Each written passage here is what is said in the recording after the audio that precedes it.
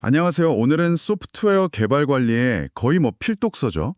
제럴드 와인버그의 명저, 퀄리티 소프트웨어 매니지먼트, QSM 시리즈의 한 챕터를 아주 깊숙이 파고들어 보려고 합니다. 네, 오늘 다룰 부분은 전자책 기준으로 3권 2부 4장, Engaging the Other, 우리말로는 타인과 관계 맺기 정도가 되겠네요. 맞습니다. 이 챕터가 던지는 질문이 굉장히 날카롭더라고요. 왜 관리자들은 자신도 모르게 팀원들과의 진짜 인간적인 교류, 그러니까 관계 맺기, 인게이저먼트를 피하는 걸까? 이겁니다. 시작부터 마크 트웨인의 말을 인용하는데 이게 아주 의미심장하죠? 어머니는 나 때문에 고생을 많이 하셨지만 그 고생을 즐기셨던 것 같다. 저도 그 문장이 기억이 남아요. 와인버그가 이걸 경영의 맥락으로 딱 가져와서 묻는 거예요. 과연 당신 직원들도 당신에 대해 똑같이 말할 수 있을까? 하고요. 와, 그러니까 단순히 문제를 해결하는 걸 넘어서 그 힘든 과정을 함께하는 것 자체를 의미 있게 느낄 만큼 깊은 관계냐? 이걸 묻는 거군요. 바로 그겁니다. 근데 대부분의 관리자들이 그게 불편하고 두려우니까 특정 행동 패턴 뒤에 숨어버린다는 거죠. 이걸 이제 와인버그는 부적절한 대처 방식, 그러니까 incongruent coping style이라고 부릅니다. 부적절한 대처 방식이요? 네. 그리고 그 반대편에 있는 이상적인 소통이 바로 일치형이고요.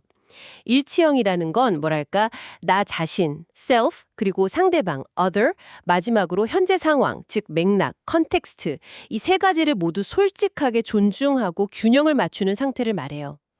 나, 너, 그리고 상황. 이 세 가지군요. 그렇죠. 오늘 얘기할 네 가지 부적절한 유형들, 그러니까 회유형, 비난형, 초이성형, 산만형.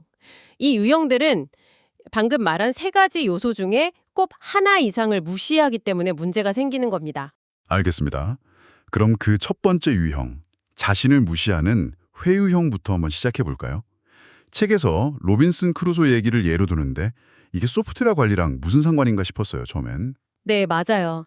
프라이데이가 크루소 발밑에 머리를 조아리는 그 장면 말이죠. 네네. 와인버거가 꼬집는 게 뭐냐면 어떤 관리자들은 팀원들한테 이런 절대적인 복종을 바라면서 정작 자기 자신도 상사나 고객한테 똑같이 굴종적으로 군다는 거예요.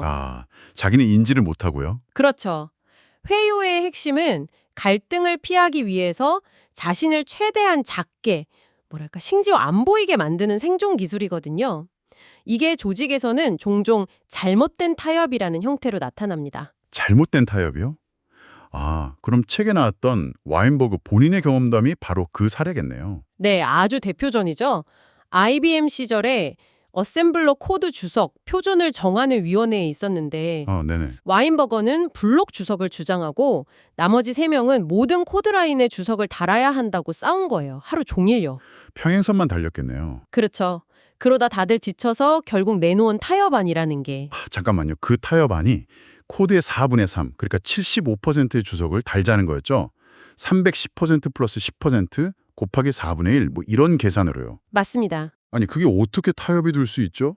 상식적으로 전혀 말이 안 되는데요. 바로 그겁니다. 그 결정은 위원회 4명 중 단 한 명도 지지하는 기술적으로도 아무 의미 없는 최악의 결정이었어요. 그런데 왜 다들 동의를 한 거죠?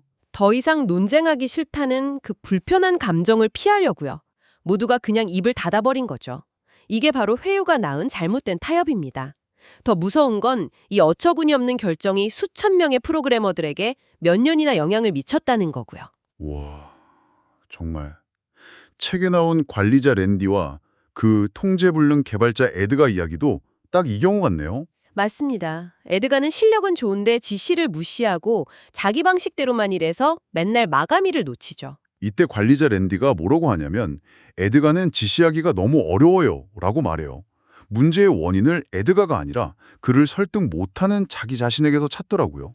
전형적인 회유형의 모습이죠. 상대방은 존중하는데 자기 자신, 셀프의 필요나 권한은 완전히 무시하는 겁니다. 속으로는 내가 이렇게 힘든 걸 에드가가 좀 알아서 바뀌어주면 좋겠다고 바라기만 하는 거죠. 그때 랜디의 상사인 샤론이 아주 흥미로운 해결책을 내놓잖아요. 이중구속 더블 바인드라는 기법을 사용해서요. 네, 샤론이 먼저 에드가의 작업에 작고 빈번한 확인 절차, 그러니까 체크 포인트를 만들라고 지시합니다. 근데 랜디가 또 에드가가 감시당한다고 기분 나빠할 텐데요 라면서 회유하려고 하죠. 거기서 샤론이 이중구속 카드를 까 꺼내드는 거고요. 그렇죠. 좋아. 에드가 기분 맞추려다 내 지시를 어기면 당신이랑 에드가 둘 다 해고야. 이렇게 선언해버리죠. 와, 정말 강력하네요. 이래도 저래도 빠져나갈 구멍이 없게 만드는 거군요. 네, 심리적으로 아주 강력한 기법입니다. 어떤 선택을 해도 기존의 잘못된 패턴, 즉 회유를 유지할 수 없게 만드는 거죠. 에드가한테 착한 사람으로 남든가 나한테 유능한 부하로 남든가 둘 다는 안 돼. 이렇게 선택을 강요해서 랜드가 더 이상 문제 뒤에 숨지 못하게 만든 겁니다. 결국 샤론을 회유하려면 에드가를 회유하는 걸 멈춰야 하는 그런 역설적인 상황이네요. 정확합니다. 회유형이 자신을 낮춤으로써 갈등을 캐한다면 정반대로 상대를 깎아내려서 아예 논쟁 자체를 막아버리는 사람들도 있겠군요. 이게 바로 두 번째 유형인 비난형, 블레이밍인 것 같습니다. 정확한 지적입니다. 비난형 블레이밍은 타인을 무시하고 폄하해서 관계 맺기를 피합니다. 자기 자신과 맥락면 중요하게 여기죠.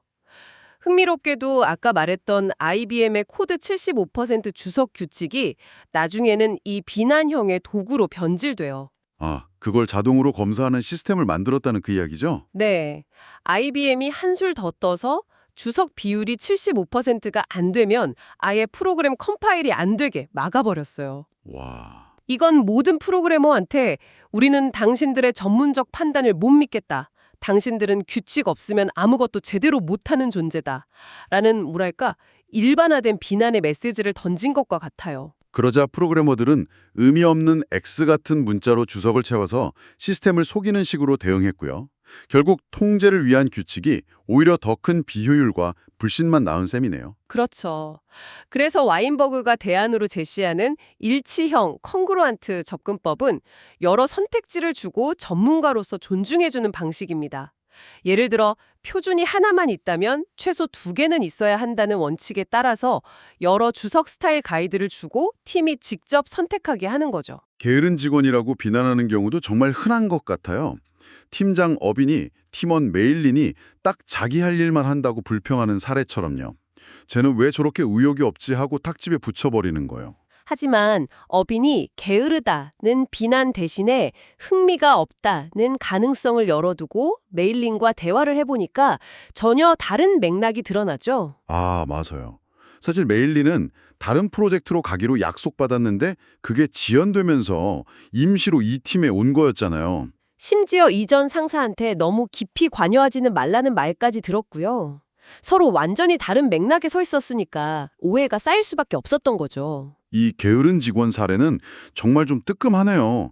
저도 예전에 어떤 동료를 보고 저 사람은 왜 저렇게 의욕이 없지? 하고 성급하게 판단한 적이 있었는데 나중에 알고 보니 저희가 전혀 다른 목표랑 지시를 받고 일하고 있었더라고요. 와, 정말 비슷한 경험을 하셨네요. 맥락을 모르면 정말 쉽게 오해하고 비난하게 되죠. 네. 그래서 와인버그가 이런 비난형의 공격에 대처하는 방법으로 합기도 방식을 제안하는 게 흥미로웠어요. 네, 정면으로 맞서 싸우는 대신에 그 힘의 흐름에 올라타서 에너지를 생산적인 방향으로 전환하는 거죠. 예를 들어서 직원이 그 기능 명세서에 있다고 왜 말씀 안 해주셨어요? 하고 막 소리칠 때 네 잘못이야라고 맞받아치는 게 아니라 일단 그 감정을 받아주는군요. 맞습니다. 아, 명세서에 있는 줄 몰랐다면 그 기능을 개발하지 않은 게 당연히 이해됩니다. 라고 일단 그의 분노와 좌절감에 동의해 주는 겁니다. 그렇다고 비난 자체를 수용하는 건 아니고요. 그렇죠. 감정에만 공감하는 거예요. 그런 다음에 좋아요. 그럼 앞으로 이런 중요한 정보를 제가 어떤 방식으로 전달해 드리는 게 가장 효과적일까요? 라고 질문하는 겁니다. 아, 에너지의 방향을 과거의 잘잘못을 따지는 것에서 미래의 문제 예방으로 확 전환시키는 거네요. 바로 그겁니다.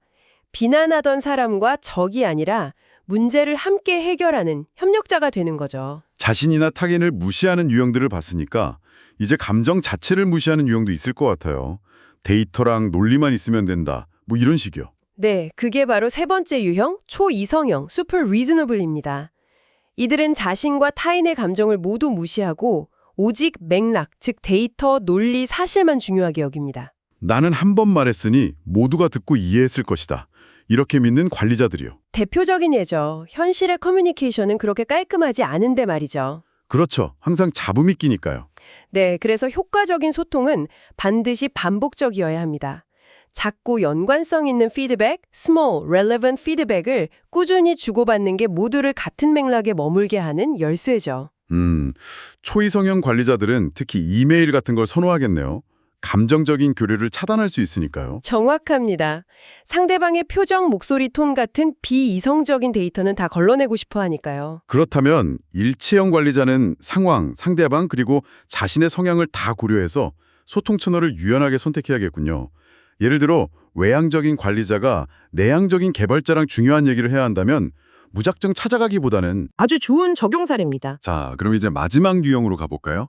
맥락, 컨텍스트 자체를 완전히 무시해버리는 유형들. 산만형이랑 애정증오형이요. 네, 이 유형들은 현실과 동떨어진 행동을 하기 때문에 조직에서 오래 살아남기 어렵다고 책에서는 간단히 언급하고 지나가죠. 중요한 문제가 터졌는데 책상 서랍에서 종이 클립을 정리하는 부사장처럼요. 그런데 와인버그가 아주 흔하게 볼 수 있는 성과평가, 퍼포먼스 어프레이저스 제도가 바로 이 산만형 대처 방식의 제도화된 형태일 수 있다고 지적하더라고요. 네, 그 부분이 아주 날카롭죠. 잠깐만요. 성과평가는 대부분의 회사에서 하는 공식적인 제도인데 이게 어떻게 관계 맺기를 피하는 산만형 방식이 될 수 있는 건가요? 조금 더 설명해 주실 수 있나요? 아주 중요한 질문입니다. 관리자가 해야 할 가장 중요하고도 힘든 일 중 하나가 바로 시기적절한 피드백을 주는 거거든요. 그렇죠. 팀원이 잘했을 땐 바로 칭찬하고 잘못된 방향으로 갈 땐 바로 잡아주는 거예요. 근데 이게 굉장히 불편하고 감정적인 에너지가 많이 드는 일입니다.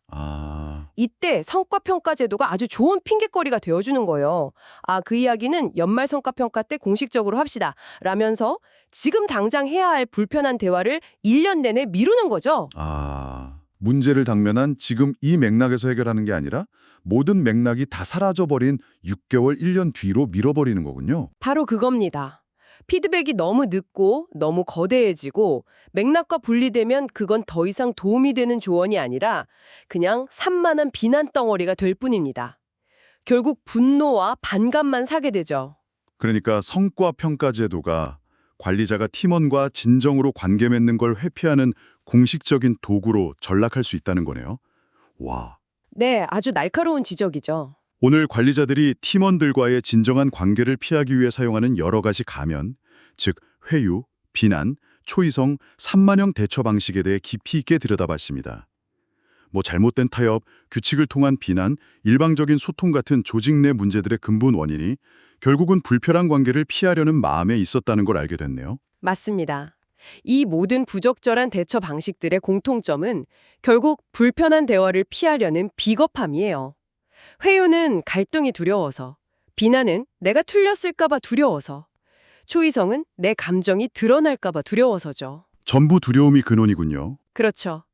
그래서 와인버그가 이 챕터를 통해 말하려는 핵심은 불편함을 감수하는 용기야말로 훌륭한 관리의 진짜 시작이라는 겁니다.